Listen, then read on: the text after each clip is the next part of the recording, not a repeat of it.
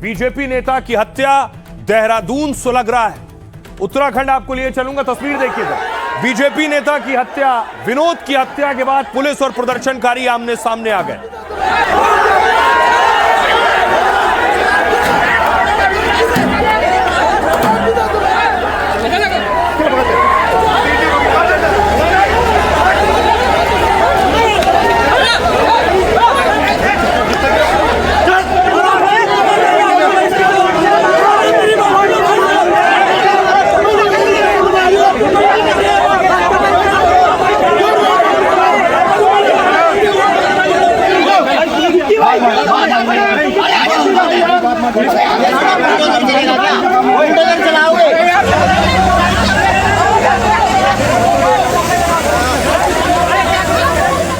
और उसके बाद प्रदर्शनकारी मांग करने लगे कि 1 घंटे के अंदर बुलडोजर चलाओ। आरोपी के घर पर विनोद की हत्या के बाद प्रदर्शनकारी डिमांड कर रहे थे। 1 घंटे के अंदर बुलडोजर उनके घरों पे होना चाहिए। 1 घंटे के अंदर बुलडोजर उनके घरों पे होना चाहिए। 1 घंटे का समय, बिल्कुल निश्चित समय 1 घंटे का। तो गुंडों के साथ खड़े होकर मरवा दे। तुम कहाँ चक्कर में बैठ रहे हैं? गुंडों के साथ खड़े होकर मरवा दे। हिंदुओं को ही मारा जाएगा। मौके पर विधायक पहुंच गए। 1 घंटे के अंदर बुलडोजर उनके घरों पे होना चाहिए। 1 घंटे का समय।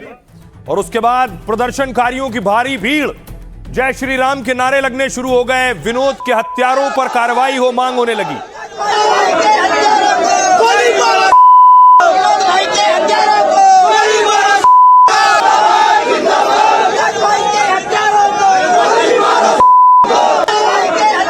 और उसके बाद खुद बीजेपी नेता के पिता सामने आए और उन्होंने मांग की कि उनको इनकाउंटर से कम कुछ नहीं चाहिए। इतना बड़ा दोनों का इनकाउंटर नहीं होता ना।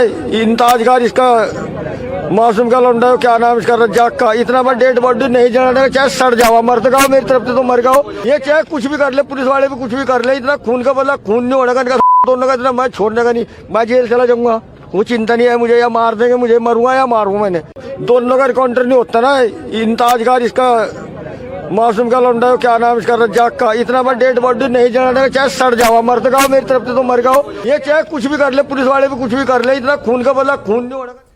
तो बीजेपी नेता के पिता कहने लगे उन्हें हर हाल में इनकाउंटर चाहिए। और उसके बाद प्रदर्शनकारी बढ़ने लगे। बजरंग दल से भी जुड़े हुए थे, बजरंग दल के कार्यकर्ता भी पहुंचे और फिर हनुमान चालीसा का पाठ शुरू हो गया वहां।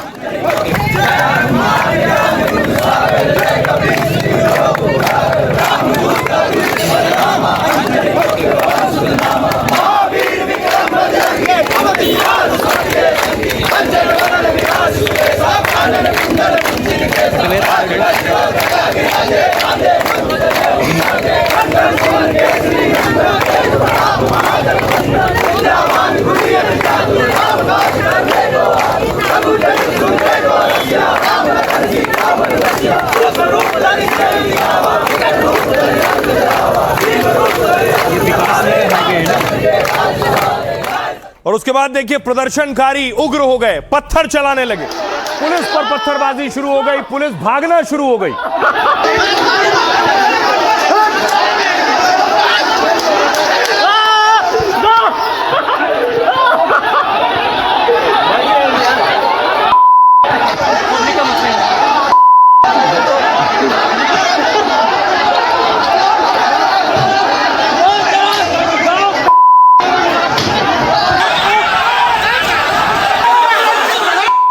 ये आप देख रहे हैं, पुलिस भाग रही है पीछे, लोगों ने पत्थर चलाए, पुलिस ने भागना शुरू किया। कर दिया है। और ये देखिए यहाँ पर पुलिस के ऊपर भयंकर पथराव कर दिया है। भीड़ ने जो है पुलिस वालों के ऊपर हमला कर दिया है। पुलिस वालों के ऊपर यहाँ पर पत्थर इन्होंने मारना शुरू कर दिए हैं। काफ़ी देर से इन्हें समझाया जा रहा था, लेकिन ये जो भीड़ है ये मानने का नाम नहीं ले रही। और उसके बाद प्रदर्शनकारी जो उग्र हो चुके थे, उन्होंने धावा बोल दिया आरोपी के घर पर। ये आप देख रहे हैं, आरोपी के घर पहुंच गए, वहां मारपीट शुरू हो गई, लाठी डंडे चलने लगे।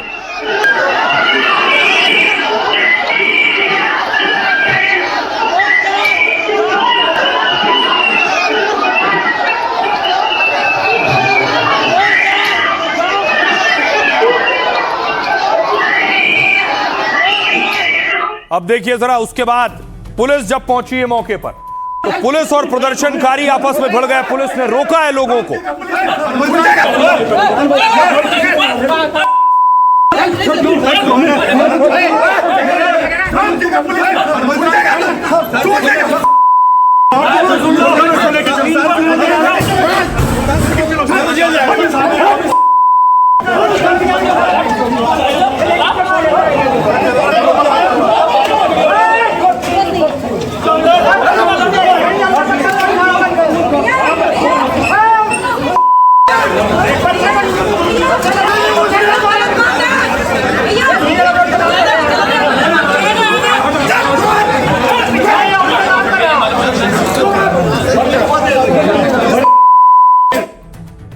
आइए अब आपको बताऊं ये पूरा बवाल आखिर देहरादून में क्यों हुआ।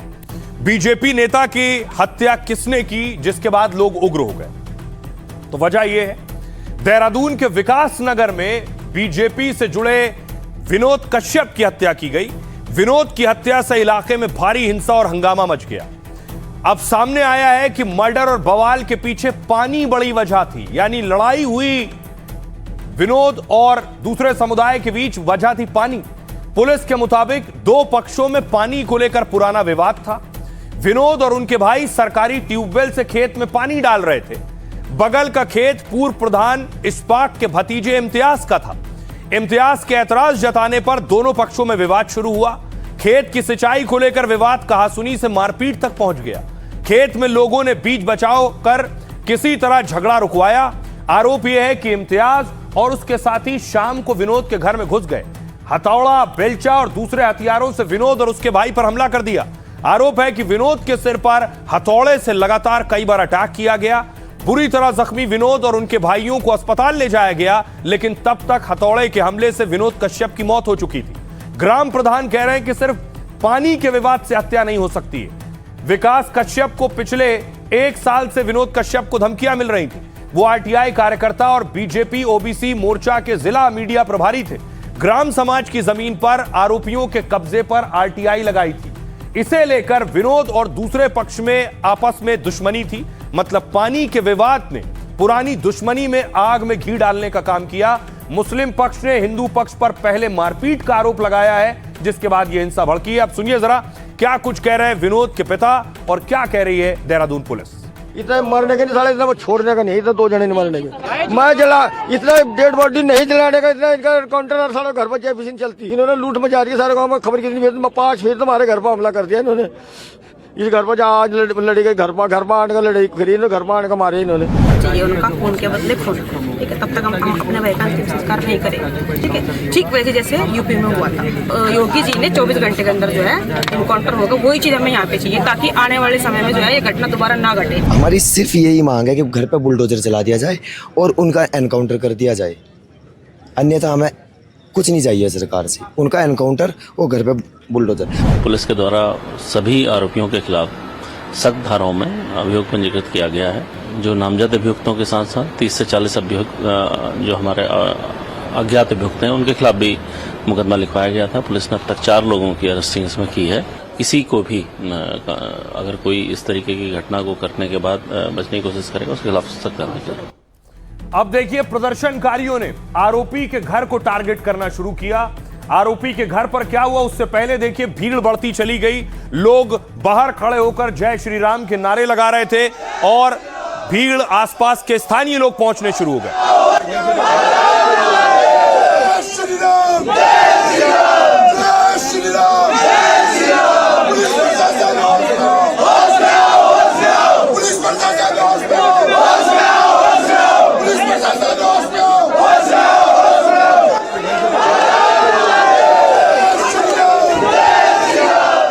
और उसके बाद देखिए जरा लोगों ने आरोपियों के घर पर पत्थर चलाने शुरू किए।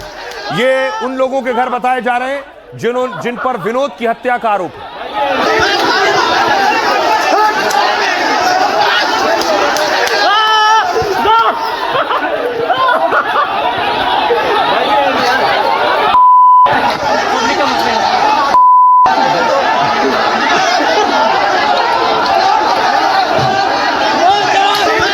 ये तस्वीरें वाकई चिंता बढ़ाने वाली हैं जब लोग खुद न्याय करने लगे और अदालत, कोर्ट, पुलिस से पहले इंसाफ की बात करने लगे, खुद सजा देने लगे। एक तस्वीर देखिए, आरोपी के घर को जला दिया है, फूंक डाला है, आग लगा दी है आरोपी के घर पे।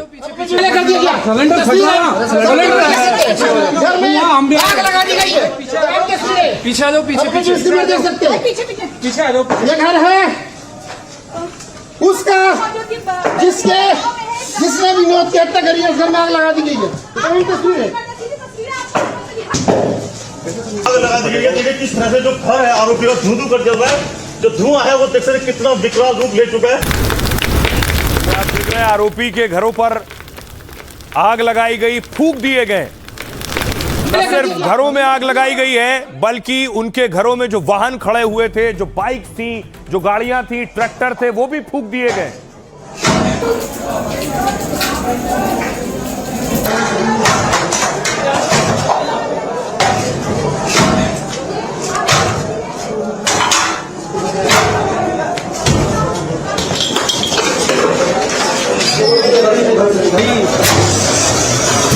अरे क्यों बुझा रहे भाई जी? आज क्यों बुझा रहे? और रख ले भाई जी, जलाने के लिए भी लगा रखी है, रैंडम चल रहा है भाई जी।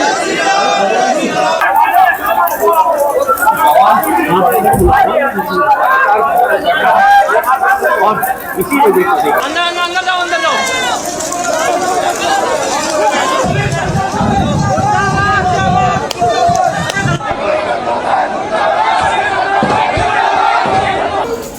तो लोग आग लगा रहे थे, पुलिस को रोक रहे थे और पुलिस से कह रहे थे मत रोक, बुझाओ, तो पुलिस ने कहा क्या जलने दें।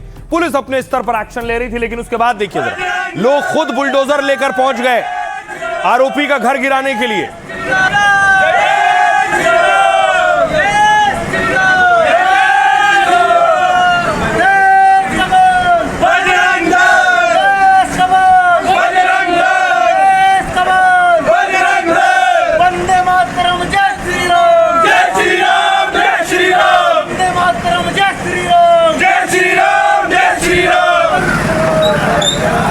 और उसके बाद जब पुलिस पर भी दबाव बढ़ा, क्योंकि लोग बुलडोजर से कम पर तैयार नहीं थे, फिर पुलिस ने एक्शन लेते हुए बुलडोजर मंगवाया और फिर पुलिसिया बुलडोजर पहुंचा घर ढहाने के लिए, बुलडोजर एक्शन के लिए।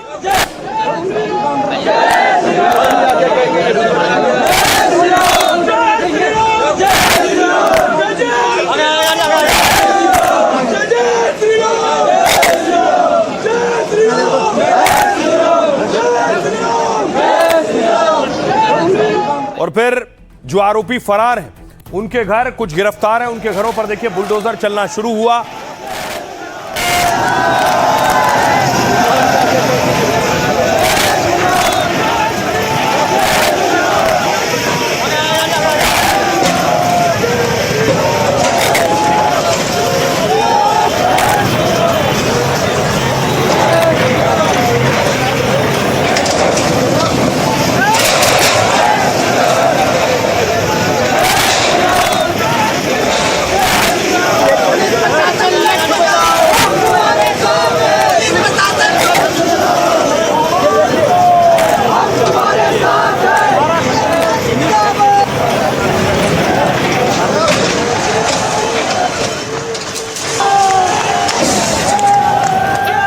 तो इस मामले में एक नहीं कई आरोपी हैं, इसलिए बाकी आरोपियों के घर भी बुलडोजर पहुंचा और वहां भी बुलडोजर चलना शुरू हुआ। लोगों के दबाव में भी पुलिस ने बुलडोजर चलाना शुरू किया।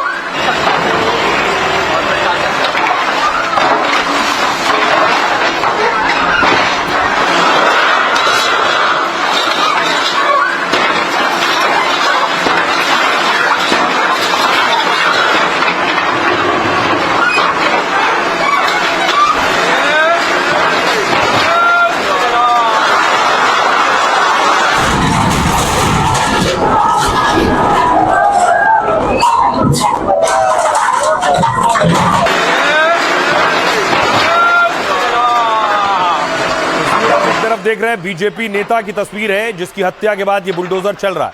अब आपको बताऊं कि बीजेपी नेता की हत्या, देहरादून सुलगा है, क्या कुछ एक्शन हुआ है इस मामले में अब तक।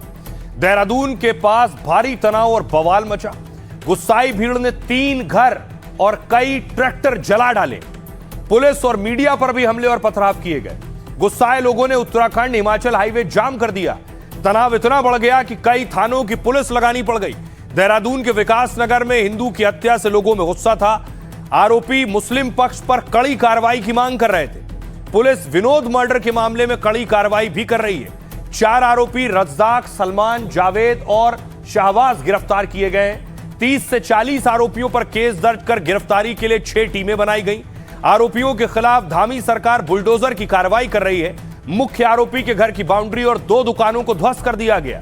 लेकिन विनोद की मौत से गुस्साए लोग इतनी कार्रवाई से संतुष्ट नहीं।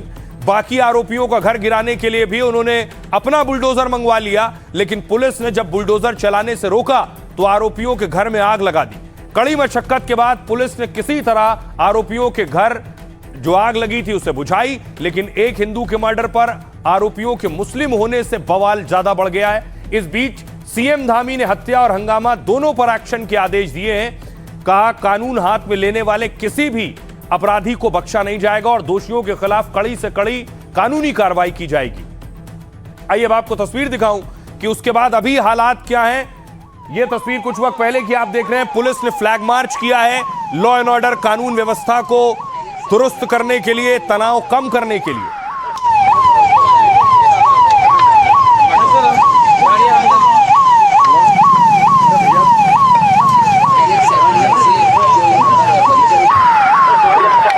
उत्तराखंड के अंदर कोई भी कानून अपने हाथ में लेगा, अपराध करेगा, भाइयों बहनों, अब उत्तराखंड की ये व्यवस्था, यहाँ का प्रशासन पूरे व्यवस्था के तहत, कानूनों के तहत उसके खिलाफ सख्त से सख्त कार्रवाई करेगा, कठोर कार्रवाई हम करेंगे।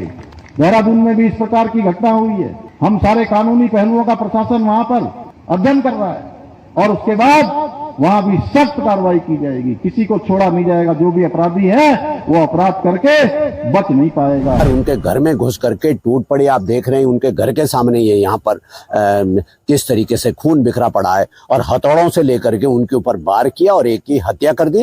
एक एग्जाम्पल सेट करें ऐसे एलिमेंट के लिए। कोई जगह नहीं है, ऐसे लोगों को कोई इस इलाके में कोई जगह नहीं है। इनके खिलाफ बहुत सख्त कार्रवाई की आवश्यकता है और मैं व्यक्तिगत तौर पर मैं इस बात के लिए सुनिश्चित करूंगा, थोड़ी सी भी संलिप्तता, थोड़ी सी भी लापरवाही थाने की तरफ से दिखाई देगी तो सब पनिश होंगे। मैं सुनिश्चित करूंगा कि उनको सबको पनिशमेंट मिले। परिवार के साथ बात हुई है, उसके पिताजी इस परिवार में सिर्फ अभी हमारे साथ हैं और उनका ये कहना है कि मुझे सिर्फ मौत के बदले मौत चाहिए। घर में घुस करके लगभग 50 से 60 मुसलमान एक घर में जाते हैं और वो 2 लोगों की हत्या करने की कोशिश करते हैं, जिसमें एक हत्या करने में वो कामयाब हो गए हैं। ये व्यक्ति पहले भी पाठल के साथ कई बार लोगों पे हमला कर चुका है। पूर्व प्रधान जो अभी जो वर्तमान में प्रधान है उन पे भी ये पाठल लेकर के हमला करने का इसने प्रयास किया, लेकिन नाकामी पुलिस प्रशासन की रही कि इसके ऊपर कोई सख्त कार्रवाई नहीं हुई। देहरादून उत्तराखंड के बाद आपको लिए चलते हैं। आज की एक और बहुत बड़ी खबर है, पूरे देश की नजर इस खबर पर थी। टीएमसी में घमासान, विलय का ऐलान। क्या होने जा रहा है तृणमूल कांग्रेस में, उससे पहले देखिए जरा बंगाल में क्या हो रहा है। बंगाल में टीएमसी नेता पर अंडे चल गए, रोज की कहानी हो गई है।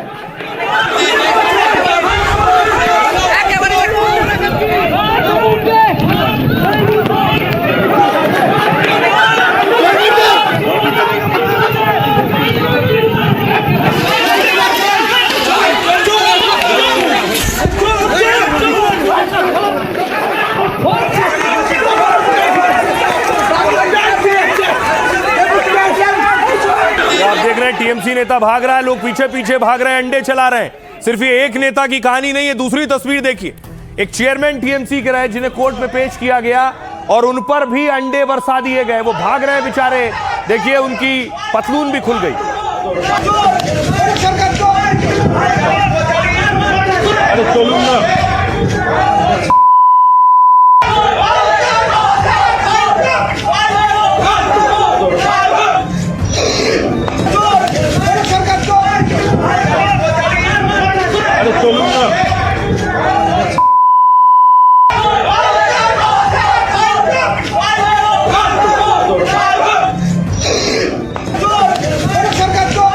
अब देखिए पूर्व एमएलए सब्यसाची दत्ता को देखिए निकाला गया जब पुलिस स्टेशन से, तो अंडों से स्वागत हुआ उनका। बाहर प्रदर्शनकारी अंडे चला रहे थे।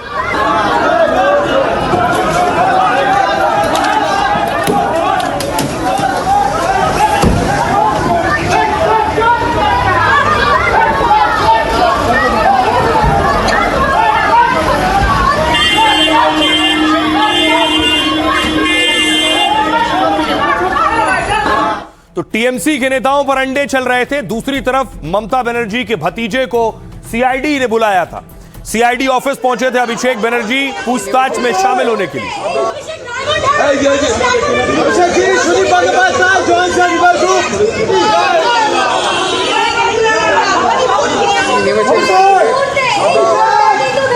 तो अभिषेक अकेले नहीं थे सीआईडी ऑफिस में, कुणाल घोष को बुलाया गया था। टीएमसी के नेता आमने सामने बिठाकर पूछताछ का दावा है।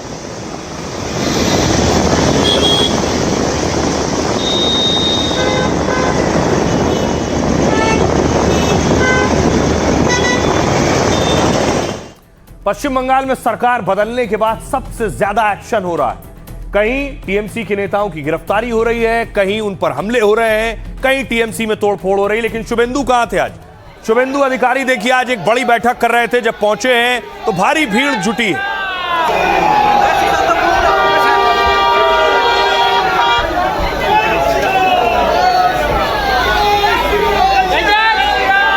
तो तस्वीर आप देख रहे हैं दीघा की।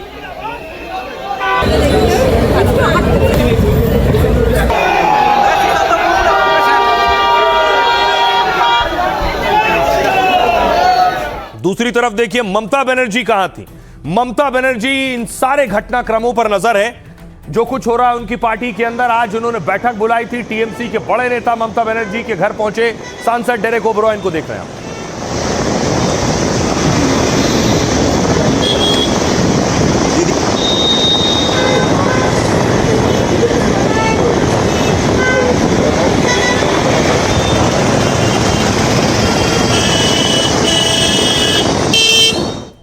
लेकिन इतना ही नहीं, सबसे ज्यादा भीड़ एयरपोर्ट पर थी, क्योंकि बैठकों का दौर और दौड़ चल रही है। देखिए तस्वीर, कुछ टीएमसी के नेता दिल्ली से कोलकाता आ रहे थे, कुछ नेता कोलकाता से दिल्ली की फ्लाइट ले रहे थे। एयरपोर्ट पर सबसे ज्यादा हलचल थी। सयानी घोष को आप देख रहे हैं।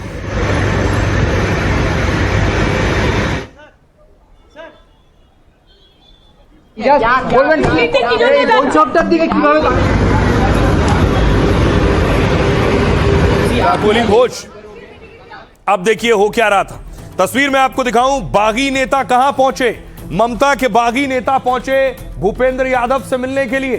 ये तस्वीर आप देख रहे हैं, उनके यहां पहुंचे हैं। और देखिए बागी सांसदों की तस्वीरें देखिए, जिसमें यूसुफ पठान भी नजर आ रहे हैं। इस पूरी फेहरिस्त सामने काकोली घोष बैठी हुई है और ये देखिए यूसुफ पठान बैठे हैं।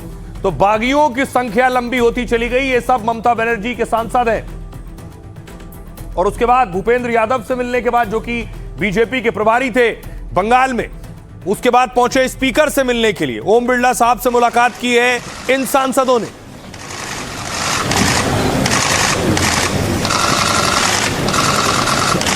ये यूसुफ पठान को आप देख रहे हैं और ममता बनर्जी के करीबी नेता, करीबी सांसद, लोकसभा राज्यसभा के सांसद मिल रहे हैं। सुदीप बंदोपाध्याय ममता बनर्जी के सबसे करीबी नेताओं में शामिल, वो भी वहां मौजूद थे।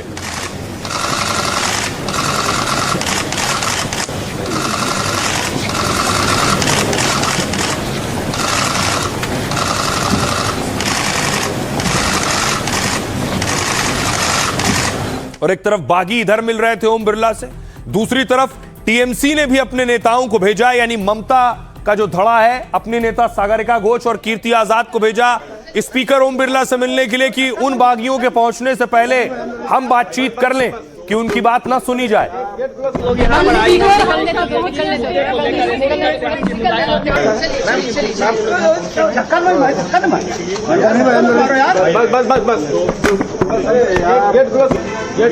अब देखिए जरा, लड़ाई दिलचस्प है। शतरंज की बिसात पर जो कभी एक तरफ थे, उसमें आधे उधर हैं और आधे इधर हैं। देखिए जरा,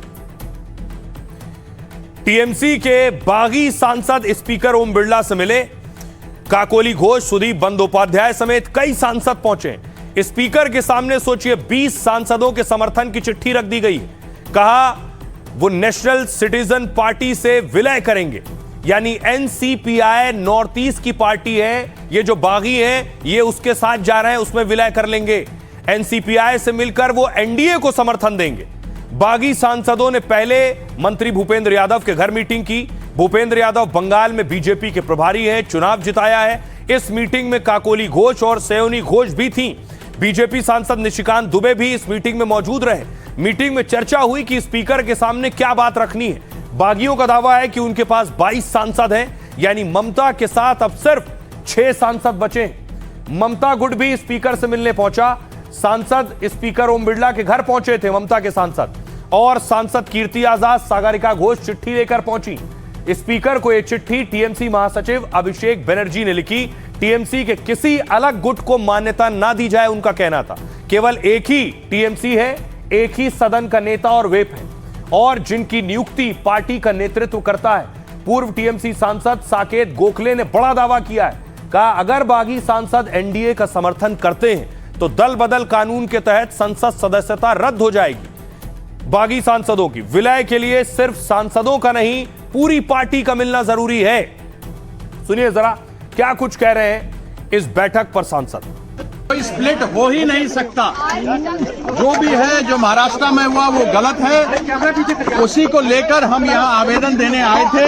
वो आवेदन हमने दे दिया है माननीय स्पीकर को, और हमको पूरा विश्वास है कि कानून के अंतर्गत ही जैसा काम करते रहे स्पीकर वैसे करेंगे। हमारा जो एआईटीसी के सांसद थे उनमें से 2/3 20 जन हमने अलग से बैठने का चिट्ठी दिया स्पीकर साहब को, और हमारे जो सांसद हैं हम 20 अभी नेशनलिस्ट सिटीजन पार्टी के साथ हम लोग मर्ज करके एनडीए के साथ काम करेंगे। प्रधानमंत्री नरेंद्र मोदी जी के, हमारे अमित शाह जी के नेतृत्व में हमने चिट्ठी दी है स्पीकर साहब को कि इस तरह से जो तृणमूल कांग्रेस को तोड़ना चाहते हैं, जो अलग से लोकसभा के अंदर एक जुट बनाना चाहते हैं, ये संविधान के बिल्कुल खिलाफ है। संविधान इसको अलाउ नहीं करता है। इस तरह से आप अपनी नैतिक कमजोरी दिखा रहे हैं कि जब पार्टी हार जाती है, जिस चिन्ह के तले आप जीत कर आए हैं, जिस लीडर के फोटो के नीचे आप जीत कर आए हैं, जब वो पार्टी हार जाती है उसी पार्टी को आप छोड़ रहे हैं, उसी लीडर को छोड़ रहे हैं। कौन किसके साथ हाथ मिलाए, कौन किसको छोड़ के गए। तृणमूल, आज हम लोग को मालूम था कि ये तृणमूल पार्टी ज्यादा दिन का नहीं है, लेकिन इतना जल्दी तृणमूल टुकड़े टुकड़े हो जाएंगे ये भी हम लोग का विश्वास नहीं था। तृणमूल तो टुकड़े टुकड़े हो ही गए हैं। आज विधानसभा में विधायक लोग सब टुकड़े टुकड़े हो गए, और पार्लियामेंट में भी टुकड़े टुकड़े हो गए, तो तृणमूल है कहाँ? सही नहीं, ये जो लोग बोल रहे हैं ना सही है। हमसे ही पूछ के बंगाल में टीएमसी के लोग बीजेपी जाने की लाइन लगा रहे हैं। हमसे ही हमने ही कहा उनको। वो वोटर लोगों के साथ गद्दारी कर रहा है, एंटी भाजपा वोट से उनका मेंबरशिप, और जा रहा है एनडीए के दोस्त बनने। तो ये पब्लिक देख रहा है, पार्टी पब्लिक के पास जाएंगे, और पार्टी पूरा ममता दीदी के लीडरशिप में पूरा बंगाल में पार्टी पूरा एकदम पूरी ताकत से जनता को साथ लेकर पार्टी काम करे। टीएमसी में किसी पार्टी में बहुत बड़ी टूट है। चुनाव हारने के बाद ममता के 5 बड़े बागी सांसद देखिए जरा कौन कौन जो साथ छोड़कर जा रहा है। उसमें काकोली घोष, सुदीप बंदोपाध्याय है, शताब्दी रॉय, सयोनी घोष और यूसुफ पठान है। अगले देखिए, माला रॉय, प्रसून बनर्जी, रचना बनर्जी, डॉक्टर शर्मिला सरकार, दीपक अधिकारी। अगले नाम देखिए, जून मालिया, उसके बाद है पार्थ भौमिक, बापी हलदर, जगदीश वर्मा और असित कुमार मल। अगले नाम है अरूप चक्रवर्ती, खलीलुर रहमान, अबू ताहिर खान, मिताली बाग और कालीपत सोरेन। लेकिन बड़े नाम कौन से हैं जो बहुत करीबी माने जाते हैं? देखिए, काकोली घोष 4 बार से बारासात से सांसद हैं, एमबीबीएस डॉक्टर हैं, टीएमसी की चीफ व्हिप रही हैं, हाल में टीएमसी के सभी पदों से इस्तीफा दे दिया है और सीएम शुभेंदु के साथ एक बैठक में शामिल हुई। अगला नाम यूसुफ पठान का, पूर्व क्रिकेटर और बहरामपुर से सांसद हैं। पहले ममता से दूरी से इनकार किया था इन्होंने, बाद में बागी गुट का हाथ थाम लिया है। अगला नाम शताब्दी रॉय, 4 बार से बीरभूम से सांसद हैं, लोकसभा में टीएमसी की डिप्टी लीडर, मशहूर अभिनेत्री और ममता की करीबी रही हैं। सयोनी घोष बंगाल की जादवपुर लोकसभा सीट से सांसद हैं, ममता की तरह सफेद साड़ी और हवाई सैंडल पहनती है, तस्वीर देखा होगा आपने। ममता ने उन्हें टीएमसी यूथ विंग का अध्यक्ष बनाया। एक और नाम, बड़ा नाम, सुदीप बंदोपाध्याय ममता के करीबी और सबसे सीनियर टीएमसी सांसद, 6 बार सांसद रहे। सुदीप साहब टीएमसी के संस्थापक सदस्य हैं। सोचिए, वो 4 बार बंगाल से विधायक रह चुके हैं। संस्थापक सदस्य जैसा नेता जब छोड़कर जाए तो बात बहुत गंभीर होती है। सुनिए सियासतदान। मैम सब पता चलेगा आप लोगों को, क्या कुछ होगा? आप लोगों को पता चलेगा। आप तो हमेशा साथ रहने की बात कर रही थी मैम। आप तो हमेशा साथ रहने की बात कर रही थी। देखिए, आपको मैं आपको जवाब नहीं दूंगी, मैं जवाब सिर्फ अपने क्षेत्र के लोगों को। जो इस तृणमूल कांग्रेस और अभिषेक बनर्जी के थ्रेट कल्चर के अंडर में थे, अब क्योंकि बंगाल से भय कट गया है, परिवर्तन हो गया है, सब खुल के बाहर आ रहा है। और एक सांसद का भी तो हक होता है कि वो अपनी बात रखे। अभी सबकी बेड़ियां खुल गई हैं, अब सब खुल के बात कर रहे हैं। बैठक ये हम नहीं जानते, लेकिन जा रहे हैं ये लोग, चांस लगा रहे हैं कि भाजपा में आएंगे, लेकिन भाजपा का दरवाजा अभी बंद है। भाजपा में अभी ये लोगों को नहीं लेगा। बहुत बैठक चल रहा है, किसी के साथ। देखिए नतीजा क्या आता है, पार्लियामेंट में देखा जाएगा क्या होता है, और निर्णय माननीय स्पीकर ही लेंगे इस विषय पर। क्या 1200 करोड़ की लड़ाई चल रही है? अब पता नहीं 1200 की 12,000 करोड़ पता चलेगा बाद में। जहाँ मलाईदार कुछ मिलेगा, ये सारे लोग अवसरवादी लोग तो मलाईदार जहाँ रहेगा वो मलाई स्वाद लेने के लिए, मलाई चाटने के लिए वो उस तरह का अपना सफर जारी रखें।